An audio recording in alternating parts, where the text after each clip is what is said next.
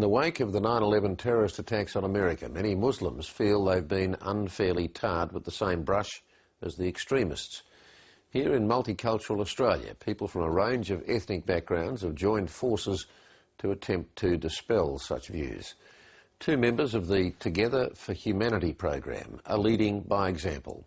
Rabbi Zalman Castell and Sheikh Haysem Farachi have become firm friends as they tour Australian schools, demonstrating that no one should be judged on the basis of appearance or religion. Tracy Bowden reports. We've got two Muslim people here. We've got people that look different, wear different kinds of clothes. We've got an Aboriginal person. We're all different to each other, and some of us are different to some of you guys. Is there anything that you're curious about, something that... The students at Bass High are as ethnically diverse as you could imagine. Their school lies smack bang in the middle of southwest Sydney, a cultural melting pot. Today they're taking part in a workshop on race and religion. You know, you can ask any question you like and we're never going to find you rude. That's our rule. What is red and hats?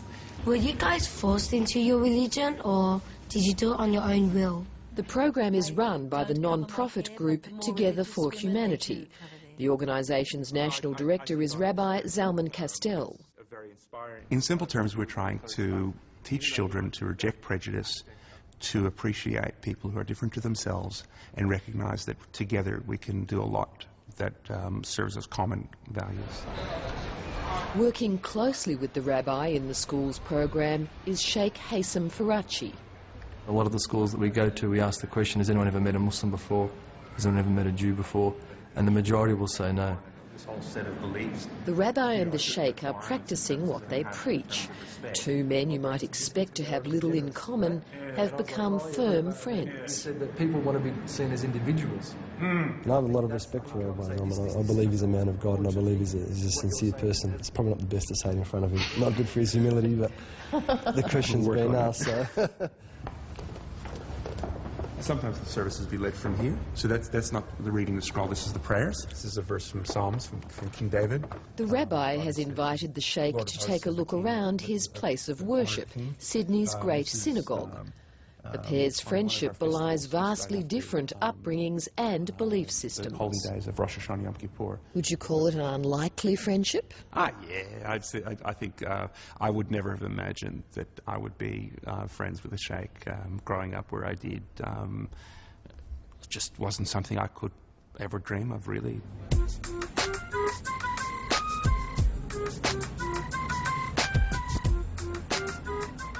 Zalman Castell grew up in an Orthodox Jewish neighbourhood in Brooklyn, New York.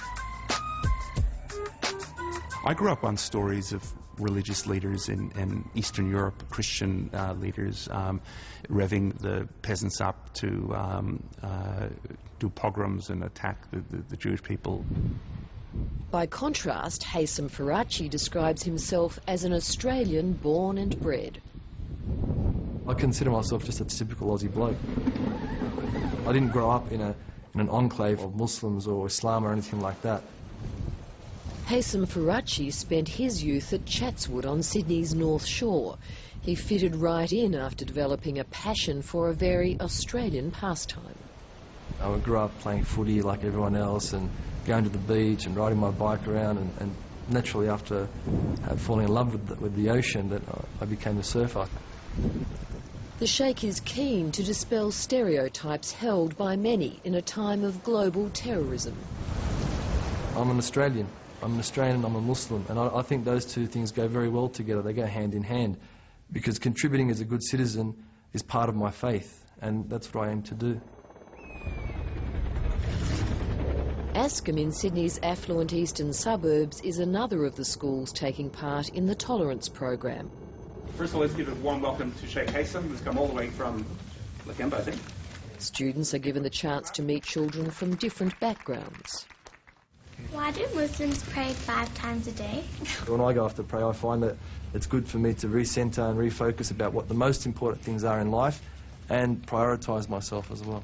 Haysem Farachi admits that at times he's found his role in the program challenging. I think the thing that made it most difficult for me personally was the actual conflict that's going on in Israel and Palestine. I mean, that's a big issue worldwide, and personally I feel connected to that issue. When you hear about the latest conflict and bloodshed overseas, how do you reconcile that with your friendship? I think that the conflict overseas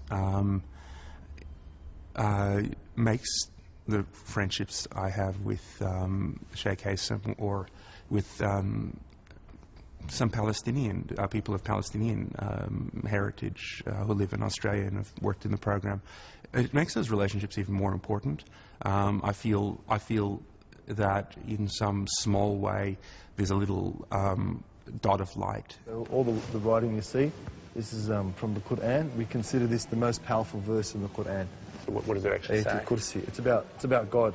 He's the one, He's the only. Today, Sheikh Haysom is the tour guide, showing the rabbi around the Lakemba Mosque in Sydney's southwest.